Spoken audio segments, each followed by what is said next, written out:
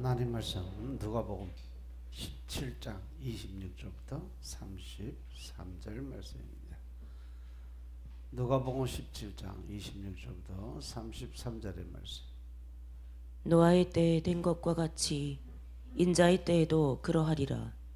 노아가 방주에 들어가던 날까지 사람들이 먹고 마시고 장가들고 시집가더니 홍수가 나서 저희를 다 멸하였으며, 또 롯의 때와 같으니 사람들이 먹고 마시고 사고 팔고 심고 집을 짓더니 롯이 소돔에서 나가던 날에 하늘로서 불과 유황이 비오듯 하여 저희를 멸하였느니라.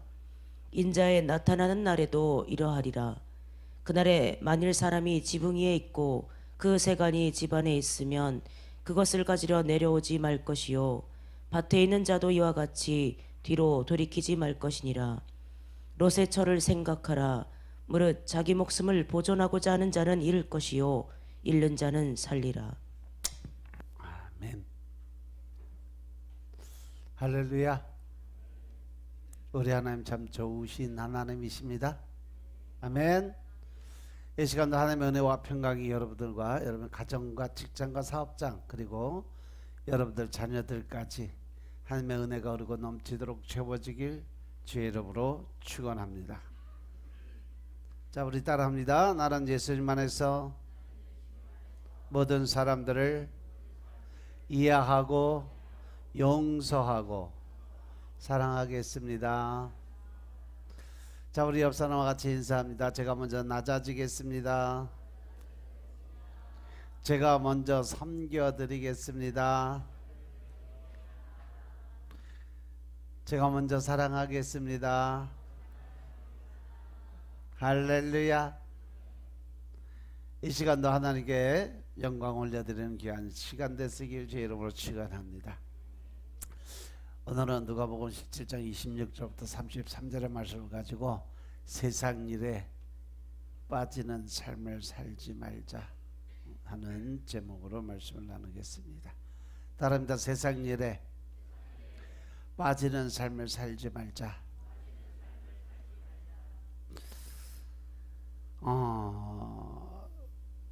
지금 이 시대가 과연 어떤 세대일까?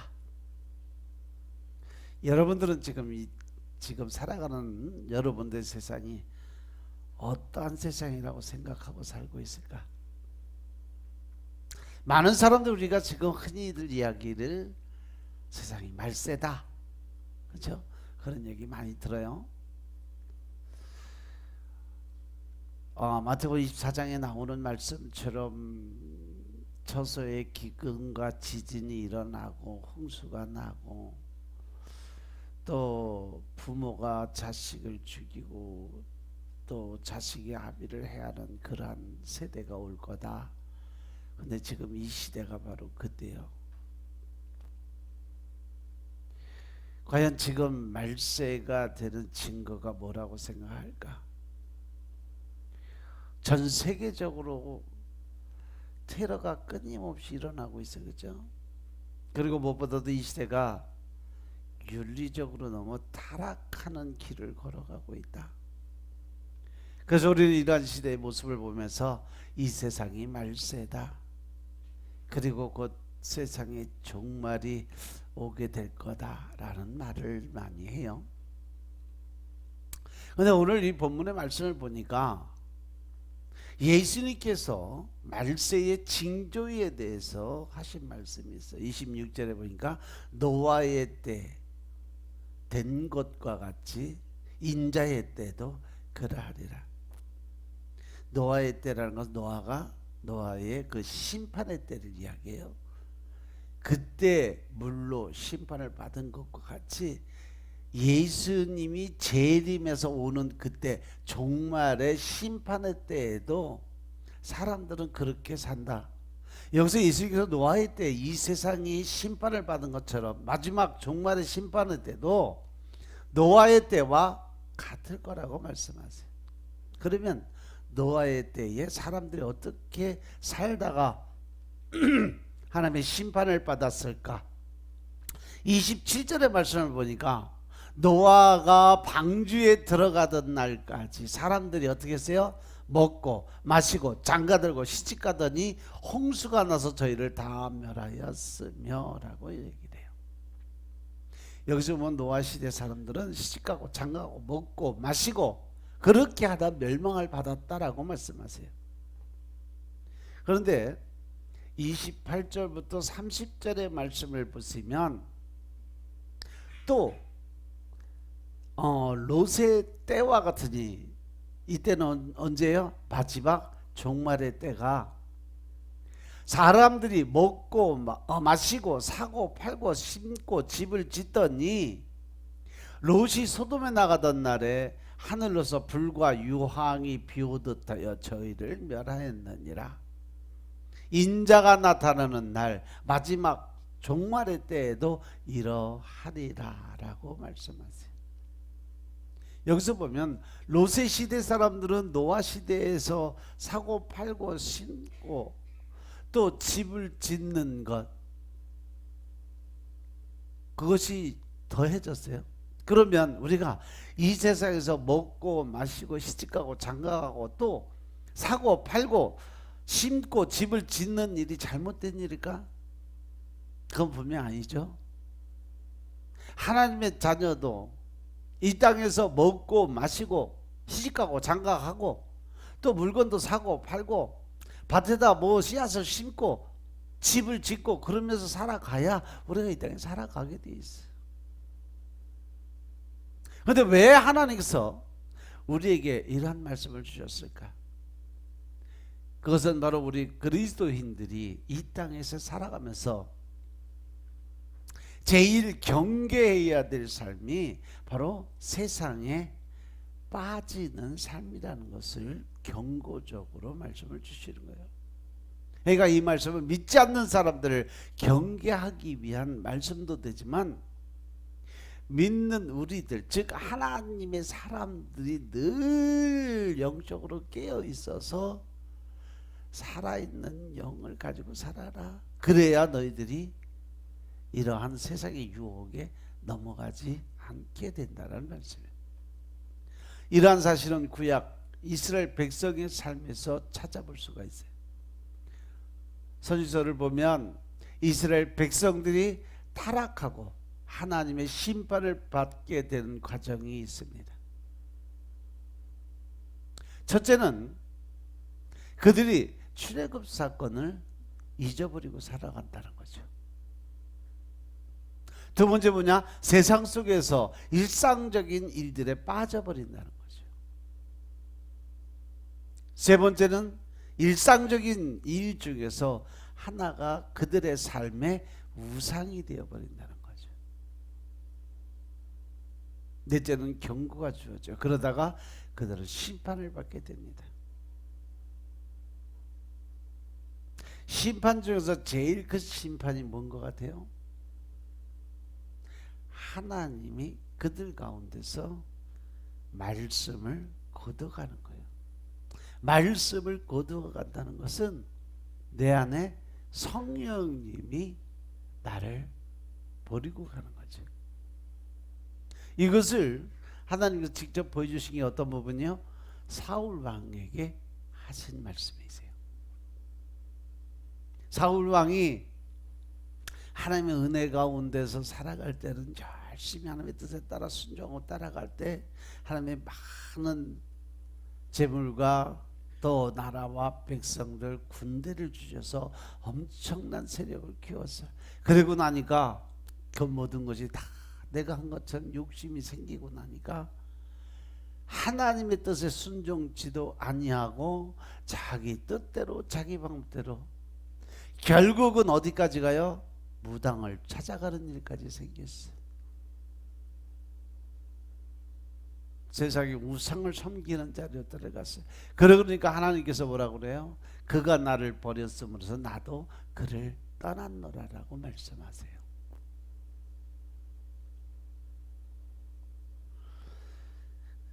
우리 안에 하나님의 말씀을 거두어간다는 것은 내 안에 계신 성령님이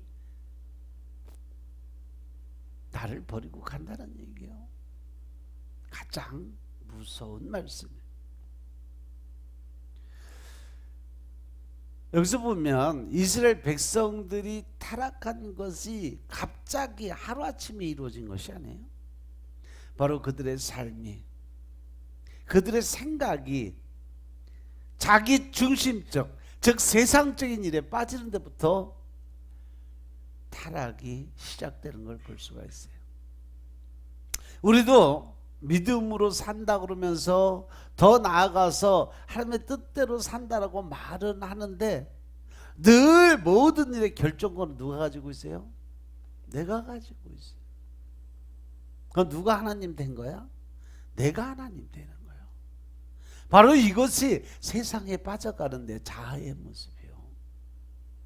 하나님을 대적하는 모습이고 하나님을 무시하는 그러한 행동이고, 우리는 이러한 모습들을 우리의 삶에서도 볼 수가 있어요. 처음 예수님을 믿고 구원의 은혜에 들어가서 성령의 세례를 받으면 정말 뜨거운 구원의 감격을 경험하고 살아가. 진짜 하나님 아니면 내가 죽을 것 같고 하나님의 뜻대로 살려고 엄청 노력하고 하나님과의 관계가 회복되려고 엄청 노력하면서 살아가요. 그런데 하나님의 사람들로서 꼭 필요한 경험, 반드시 거쳐가야 될 것이 바로 이러한 경험이에요. 예수님을 믿으면서 진짜 회개의 눈물, 기쁨의 눈물, 더 나아가서 하나님의 은혜 가운데 주시는 그 편한 그 마음을 체험을 하고 살아야 우리는 진짜 하나님을 만나는 거예요. 그래서 이러한 경험들이 반드시 필요해요. 진짜 내가 몇십 년, 몇 년의 교회 생활하면서도 구원의 확신이나 하나님의 은혜 안에 있는 그러한 감격을 느끼지 못하고 갖지 못했다면 첫사랑을 한번 돌아볼 필요가 있어요.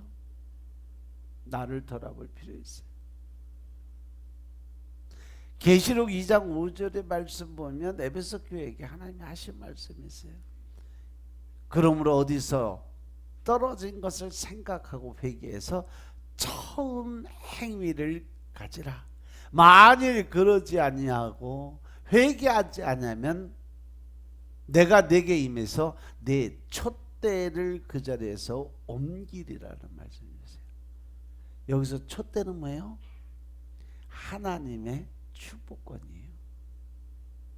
하나님의 권세한 능력을 받은 그 힘을 의미를 해요. 예수님이 이 땅에 빛으로 오셨고 지성소 성소 안에 들어가면 왼쪽에 촛대가 있고 오른쪽에 떡상이 있고 가운데 분향단이 있어요. 근데 이 촛대가 이 성막 전체에 유일하게 빛이 들어올 수 있는 것이 이 한 가지예요. 만약에 이 등잔에 촛대의 불이 꺼져버리면 성막은 캄캄해요. 아무것도 안 보여요. 성막의 구조가 그렇게 돼 있어요.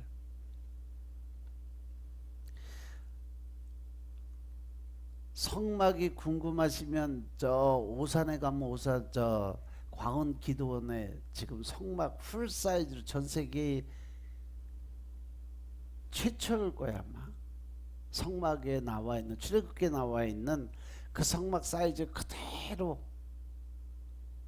만들어 놓은 것이 거기 한 군데예요.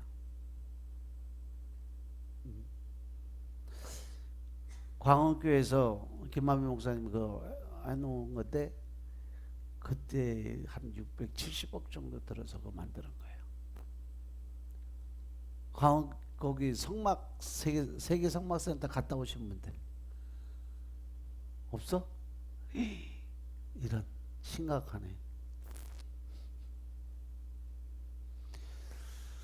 하루 시간 내서 갔다 오세요.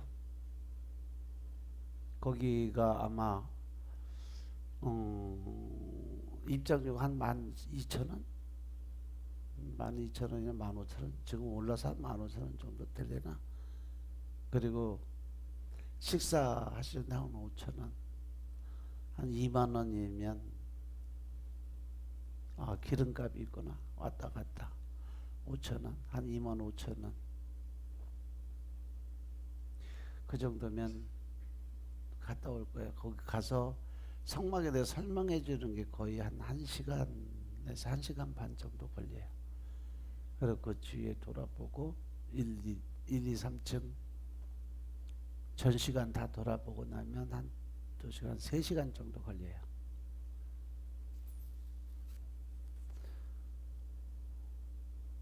시간 내서 한번 가든가 아니면 그냥 남녀 선교회들 해서 하루 날 잡아서 단체로 그냥 예약을 하고 가면, 거기 예약하고 가셔야 돼요.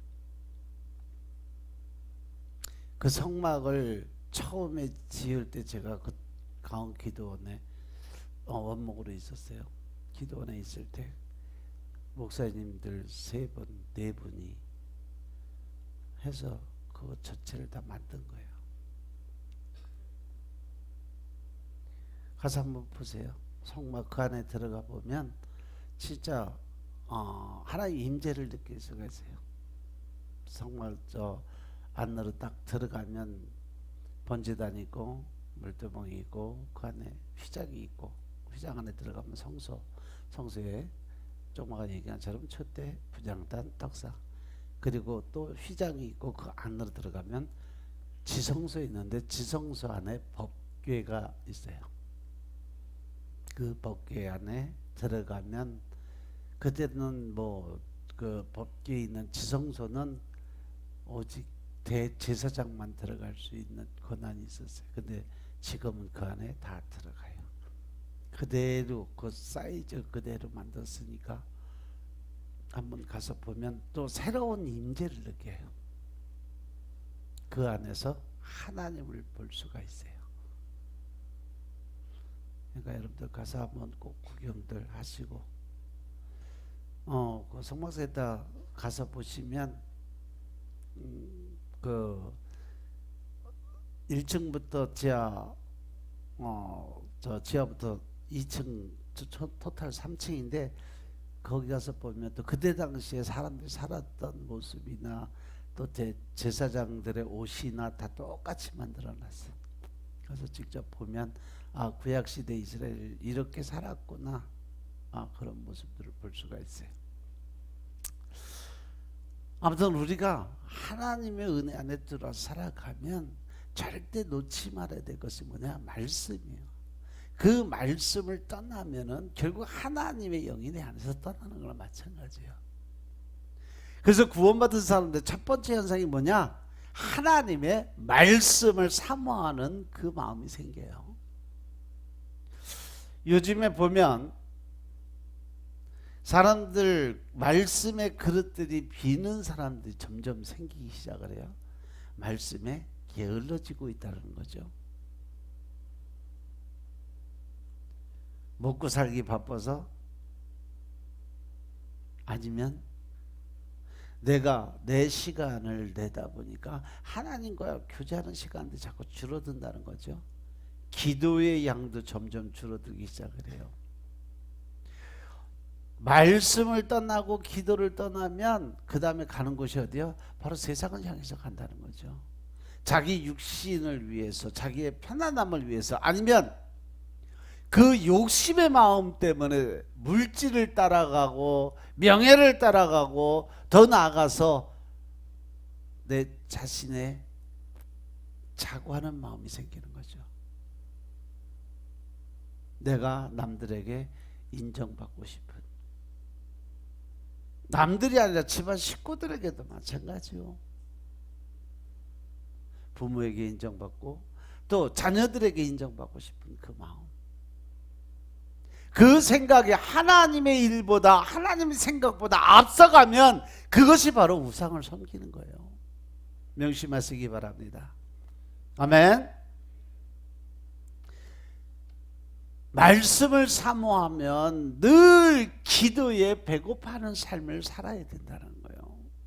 말씀을 먹고 하나님이 주신 그 뜻을 내가 깨닫고 알게 되는 만큼 우리는 하나님과 영적인 교제를 이룰 수 있는 삶을 살아야 돼요. 왜? 하나님은 늘 나와 동행하신다고 약속을 하셨고 늘 나와 같이 사시는데 하나님하고 대화를 해야지. 하나님도 심심하실 거 아니에요. 응? 내가 너를 이만큼 사랑한다라고 말씀하시면서 계속 옆에서 말 시키는데 들은 척도 안 하고 그냥 내 멋대로 내 생각 갖고 내 뜻대로 내 행동하고 있으면 하나님은 얼마나 답답하시겠어.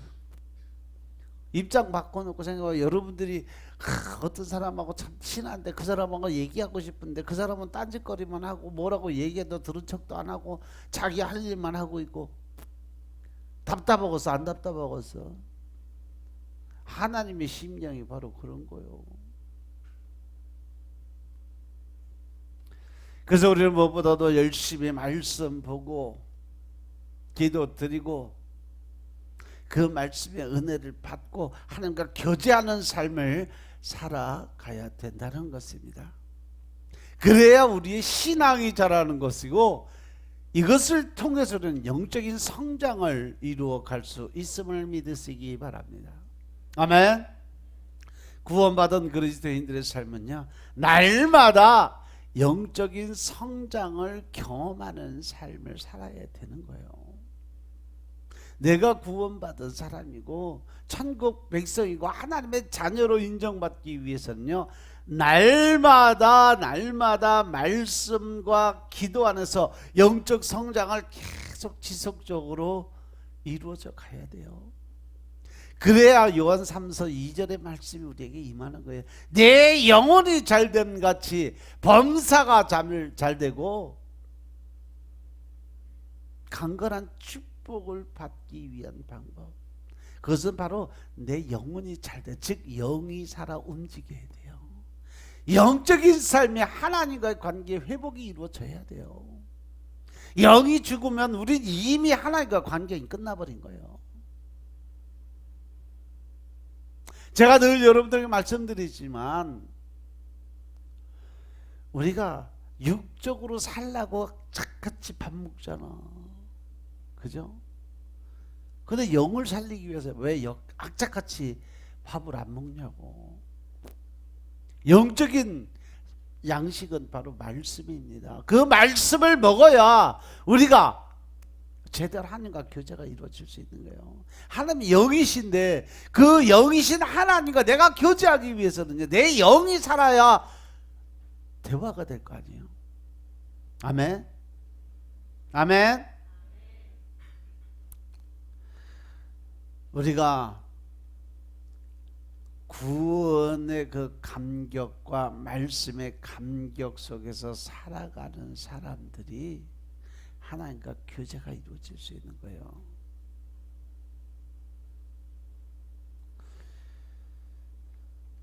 우리가 세상에 빠져 살다가 보면 열심히 신앙생활하고 구원의 기쁨을 느끼던 사람이 이제 먹고 산다고 직장에 들어가 취직을 해, 돈 버는 일에 종사를 하게 돼. 그러다 보면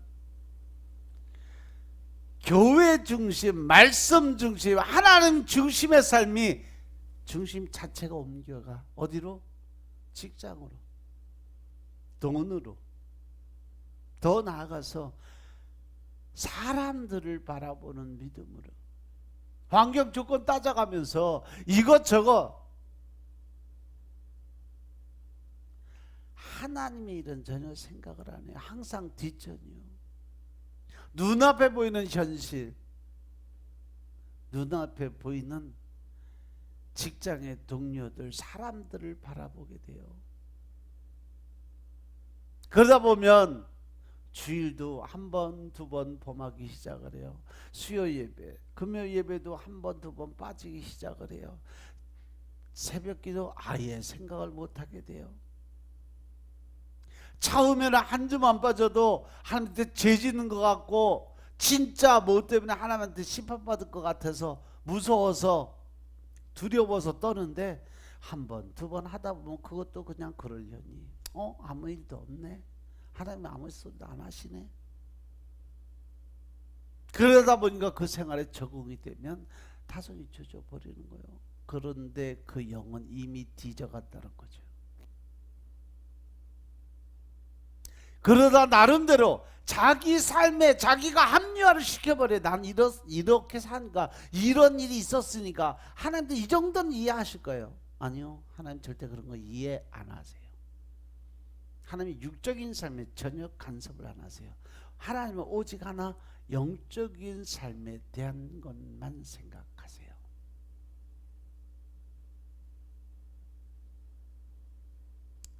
자기 합리화가 이루어지면 꼭 뭐 교회에 나가는 것만이 신앙이냐?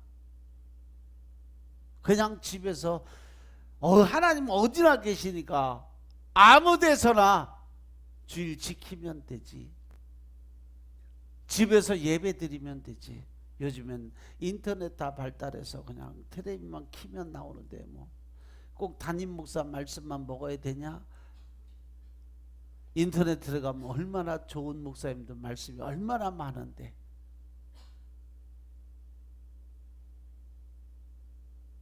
우리가 열심히 세상에서 살아가는 것도, 열심히 내가 노력하고 사는 것도, 열심히 돈을 벌어서 하나님 일하려고 돈 버는 것도, 이것도 신앙생활 아닌가? 어떻게 보면 그 말이 맞죠. 중심이 하나님 안에 있다고 하니까. 우리가 교회를 잘 나오는 것만이 참된 신앙이 아니다. 세상 속에서 하나님의 백성으로 살아가는 것도 신앙인의 진짜 모습이다 라고 이야기한다면 그 말 틀리는 거 아니에요? 맞아요. 그런데 문제는 내가 세상 속에서의 삶을 주장하는 건 좋은데 세상 속에서 일상적인 일들에만 빠져서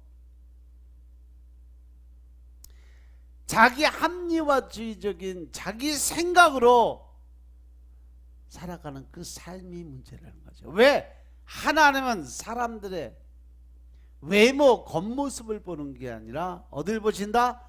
그 마음의 중심을 보신다는 거죠.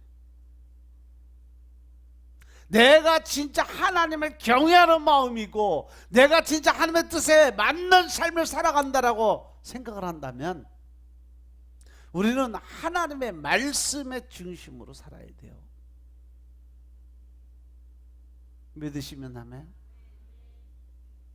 하나님이 원하시는 삶이요. 하나님이 내게 원하시는 삶이 뭘까? 하나님이 내게 명령하신 그 삶의 본질은 뭘까?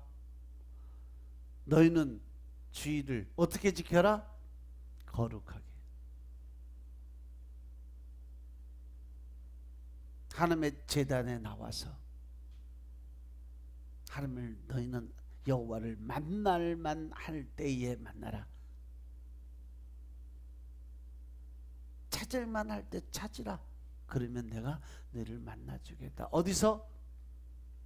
출애굽기에 25장 이후에 보면 성막에서 쭉 설명을 해줘요. 그러면서 마지막 지성소 안에 법궤를 이렇게 재어라 그러면서 그 법궤 앞에서 하나님 뭐라고 말씀하시냐면 내가 바로 이곳에서 너희를 만나겠고 내가 이곳에 너희에게 말씀을 선포하겠고 내가 모든 복을 내가 이곳에 너희에게 주고 내가 이곳에 너희의 기도를 들어줄 것이며 내가 이곳에서 너희에게 모든 말을 하겠다는 말씀 주세요.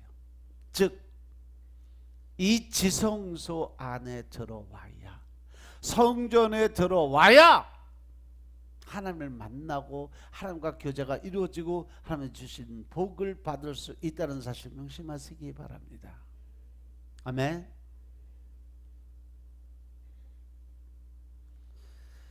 제가 오늘 이 말씀을 드리는 이유는 우리 하나님을 믿는 여러분들이 이 세상 속에서 일상적인 삶을 살지 말라 하는 얘기 아니에요. 문제는 예수님이 말씀하신 것처럼 세상 일이 중심이 되는 하나님이 뒤로 밀려가는 이러한 삶을 경계하라는 거예요. 그래서 오늘 이 시간에 무엇이 세상 일에 빠지는 일을 하는 것인가 보면, 우리가 일상적인 삶을 살아가기는 가는데 그 일상적인 일들에 빠지지 않는 정상적인 그리스도인의 삶을 살아가기 위해서 어떻게 살아야 되나? 그러려면 먼저 우리가 세상 일에 빠지는 삶이 뭔지를 알아야 돼. 오늘 본문에 예수님이 말씀하시는 것처럼 세상 일에 빠지는 삶이라는 것은 일상적인 삶에 빠져서 마지막 때 종말을 의식하지 못하고 살아가는 것이 바로 세상 일에 빠지는 삶이에요. 그리스도인들에게 종말이라는 것은 두 가지예요. 하나는 예수님께서 직접 재림해서 이 땅에 오셔서 마지막 심판을 행하실 때, 바로 역사적인 종말이죠. 또 하나는 개인의 죽음이 종말입니다.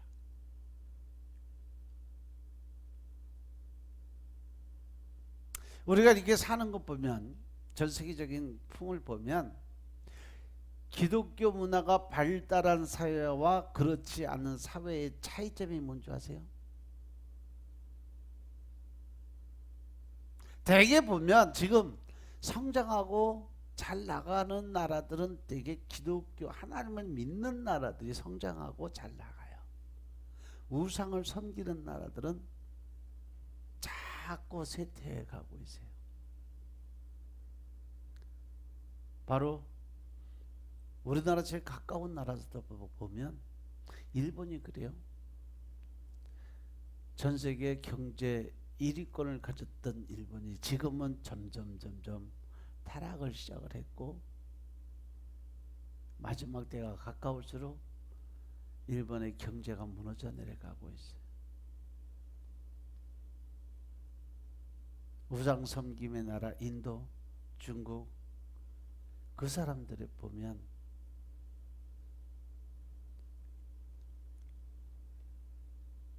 가난과 찌들어 사는 모습들을 볼 수가 있어요.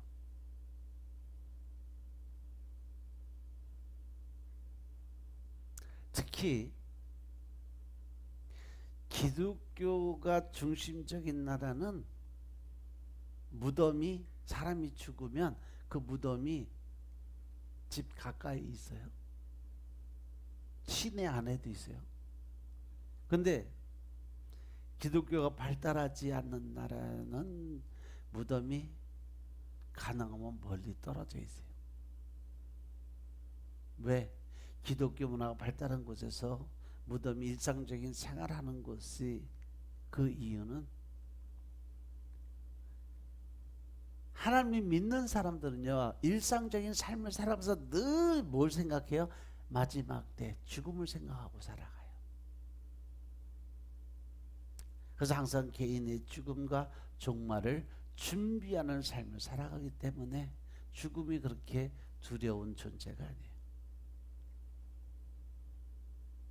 특히 지금 우리가 살아가는 이 시대는요, 일상적인 삶 속에서 종말을 잊어버리고 살아가고 있어요.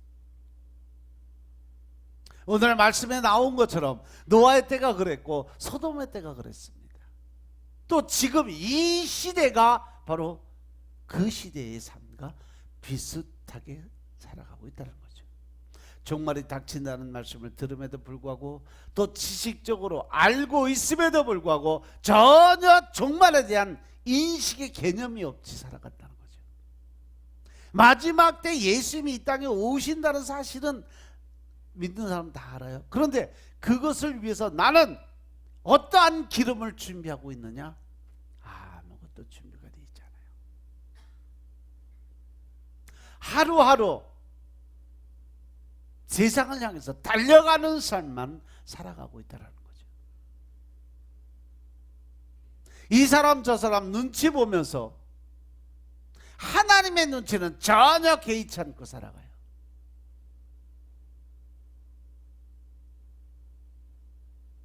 사람들과 관계 회복을 위해서 노력하면서 하나님과 관계 회복하기 위해서 내가 하나님께 드리는 것이 없어요.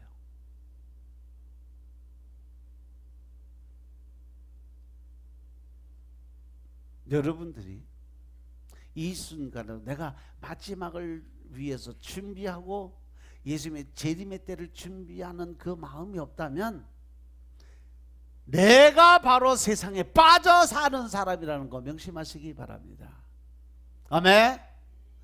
두 번째 뭐냐? 일상성, 즉 이 세상에 빠지는 삶이란 것은 일상적인 삶에 빠져서 그리스도인들의 가장 기본적인 경건의 생활조차 잊어버리고 살아간다는 거죠.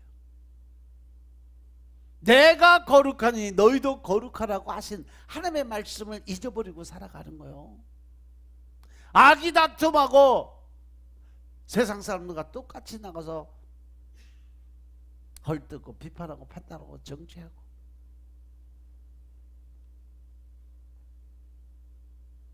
그러다 보니까 너무 바쁘게 살아. 그러다 보니까 하루에 단 10분이라도 기도 드릴 시간이 없어요. 말씀 볼 시간이 없어요. 왜? 하나님보다는 세상이 중심이 있으니까. 은혜 안에 들어서 성령님의 체험을 받고 성령 체험을 하고 구원의 확신을 갖고 기쁨이 흘러넘칠 때는요, 잠시도 내가 기도드리지 않으면 큰일 나는 줄 알고 살았어요. 말씀을 안 먹으면 영적인 갈급함에 내가 어떻게든 말씀을 먹으려고 노력을 하고 살았어요.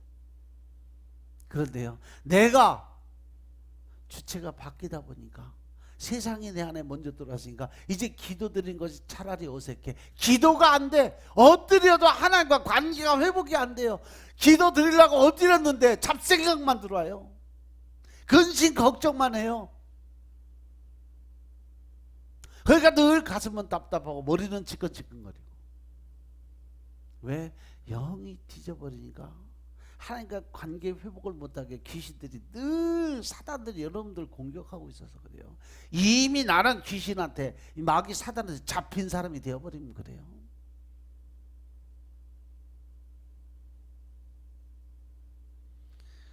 그러니까 말씀 피고 성경책 피기가 무서운 거예요. 두려운 거예요. 그러니까 말씀을 못 보는 거예요.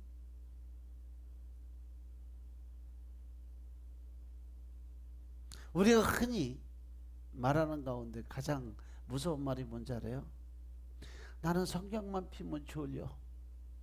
성경책이 수면제야. 이게 얼마나 두려운 말인지 모르고 얘기하는 거예요.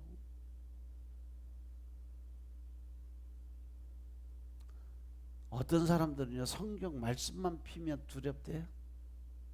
무서워서 말씀을 못 읽겠대. 아니, 연인들이 애인이 연애편지 써줬는데 그 연애편지 읽기가 두려우면 그게 연인이요?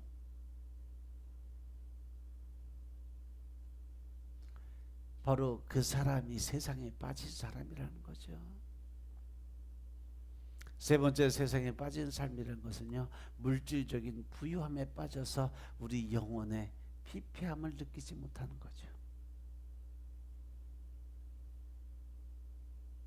이 말씀이 계시록에 나오는 라오디게아 교회 교인들이 그랬어요. 라오디게아는요, 경제적으로 엄청난 부한 그런 경제 도시예요. 왜? 그곳에 금이 많이 나왔어. 그래서 육신적으로는 부유했고 자부심이 강한 그러한 도시였어요. 그러다 보니까 그들의 관심은 오직 육신적인 부의 축적을 위해서 살아갔어요.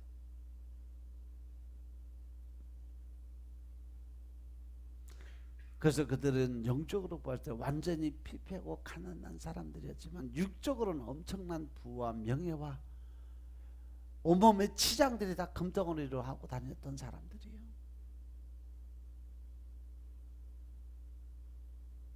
겉모습은 번지르르한데 그들의 영적인 모습은 너무 처참한 거죠. 그런데 그들이 말하기를 뭐라냐? 우리는 부자다. 나는 조금도 부족할 것이 없다. 그러면서 세상의 모든 연락을 즐기고 살아가는 것이.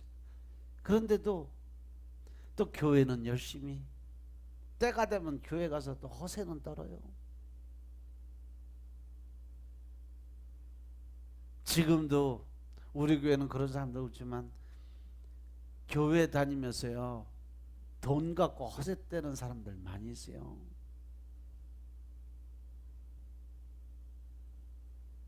성전 건축한다고 그러면 돈 자기가 뭐 건축한 거 얼마 내고 그 교회가 자기 교회인 것처럼 하나님께 드린 게 아니라 자기가 투자한 식으로 생각을 하는 거예요. 그래서 이 교회는 내 교회다. 그 안에는 하나님이 없어요.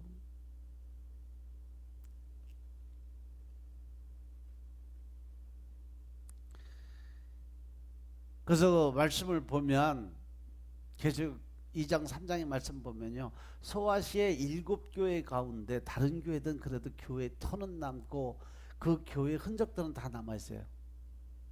딱 한 군데 라오디게아 교회는요,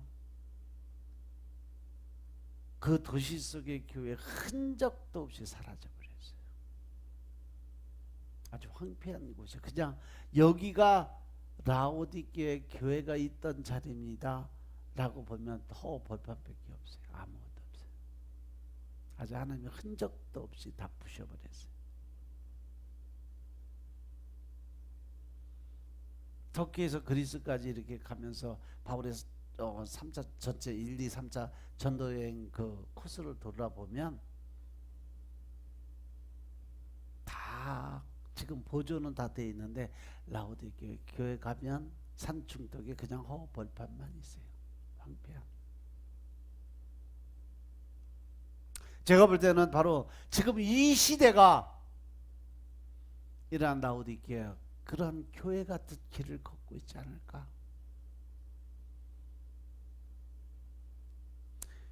교회에 와서도 자기의 부와 자기 권세를 자랑하고 살아가는 이 시대의 모습들이 너무 안타까운 거죠. 이 시간 나 돌아보시기 바랍니다. 나도 육신적인 부유함에 빠져서 영적인 가난함을 못 보고 살아가고 있는 건 아닐까?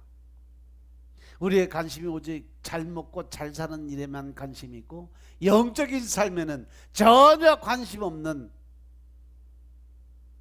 나의 삶이 아닐까 한번 돌아보시기 바랍니다.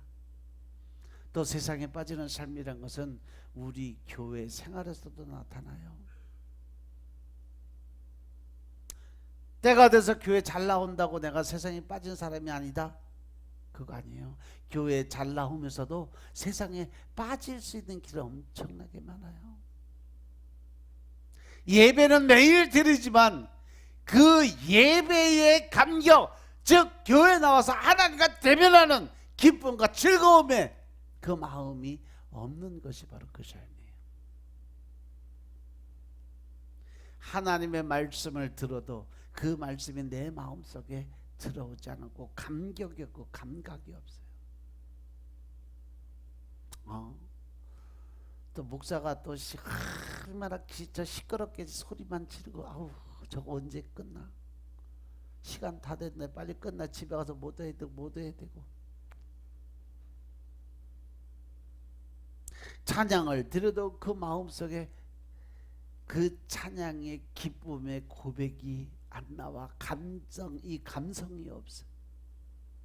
그냥 지겨운 노래 곡조로만 느껴지는 거예요. 그러다 보니까 최대한 빨리 예배드리고 빨리 끝내서 집에 가서 뭔가 다른 일을 해야 된다는 뭔 생각이 머릿속을 칵 잡고 있어. 그러니까 가슴은 답답해. 빨리빨리 답답해. 예배 재단에 나오기는 한데 이 재단 가운데 계신 하나님을 만나지 못하는 거죠. 형식적으로 교회에 오는 거예요. 왜? 교회라도 안 나오면 하나님한테 뒤지게 혼날 것 같은 중압감이 있어요. 꼭 죄 짓는 것 같은 그러한 마음이 들어가니까 자기 합리화적인 삶을 위해서. 그런데 이사야서 1장에 이사야 선지자에게 하나님이 하신 말씀 기억하시죠? 헛된 짐을 헛된 마음을 가지고 너희들이 성전에 와서 아무리 예배드리면 나 그거 안 받는다. 너희는 이 성전의 마당만 밟을 뿐이니라. 그냥 왔다 갔다 나하고는 상관이 없는 거다, 이 말씀이에요. 이것이 바로 우리가 빠진 세상적인 신앙 모습이에요. 이러다 이제 하나님의 자리에 내 직장이 들어가고 하나님 자리에 돈이 들어가고 하나님이 계실 그 자리에 자녀들이 들어가고 부모가 들어가고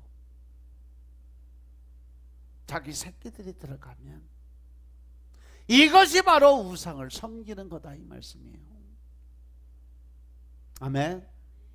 그러면 우리가 어떻게 하면 일상적인 삶을 살 때 이러한 생활에 빠지지 않을 수 있을까? 매 순간순간마다 우리는 마지막 때 오늘이 바로 마지막이다 라는 생각 가지고 내일이면 예수님이 이 땅에 오신다라는 재림의 준비를, 마지막 때를 준비하는 삶을 살아가야 된다. 언제든지 지금 이 순간 오늘이라도 주님이 나를 부를 수 있다는 생각을 하고 살아가는 준비되는 그러한 신앙인이 되어야 된다.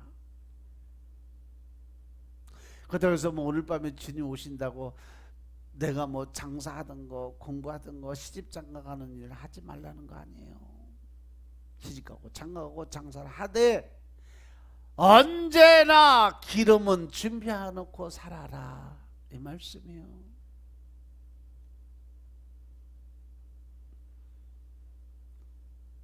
(1986년도인가요) 다미선교회 10월 28일 휴거설 다 아시죠?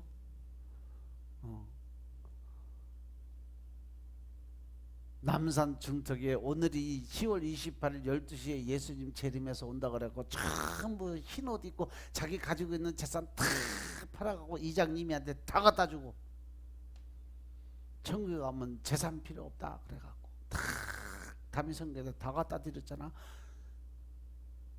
그리고 10월 28일 날 그거 텔레비도 중계했어요. 예수님 오시는 거 본다고. 오긴 개뿔 뭐가 와, 사기꾼만 왔지. 결국 그 사람 돈 엄청 벌어갖고 다 감춰놓고 가서 감옥 가서 살고 나고 지금 또 다른 거 만들어서 또 하고 있어요. 그거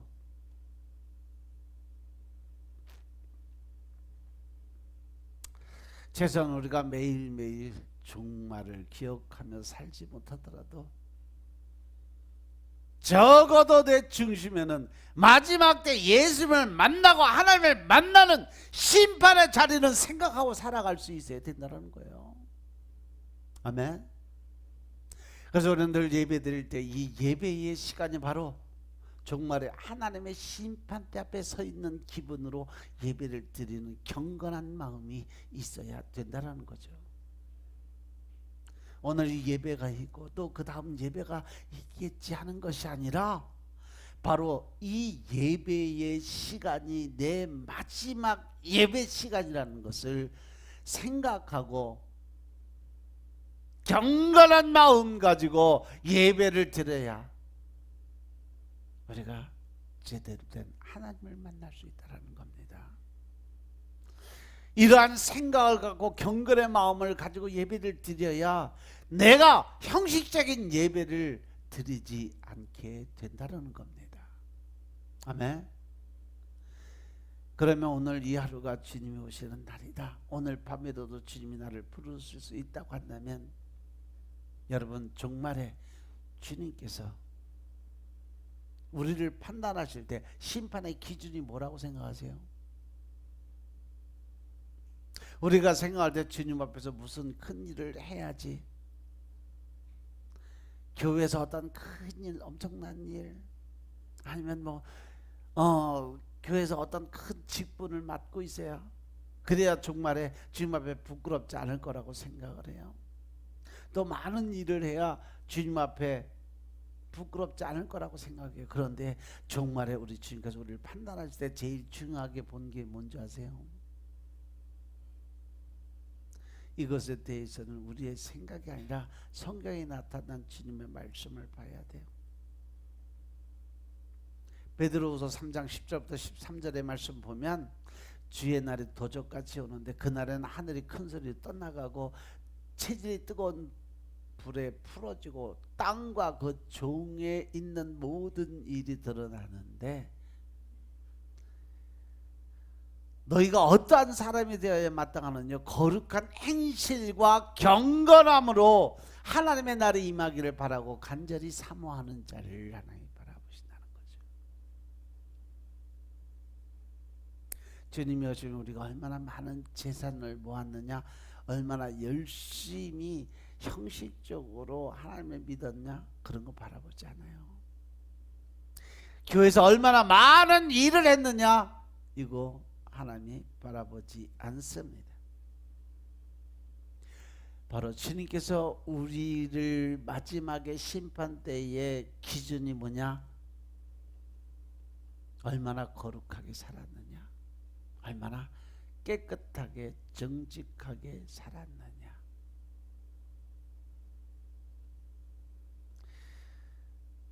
마지막 때를 준비하면서 이 땅에서 성공보다 하나님 앞에서 거룩한 삶을 추구하며 살아가는 삶이 얼마나 그 중심에 말씀에 들어 있었느냐가 하나님의 심판의 기준이 된다는 사실 명심하시기 바랍니다.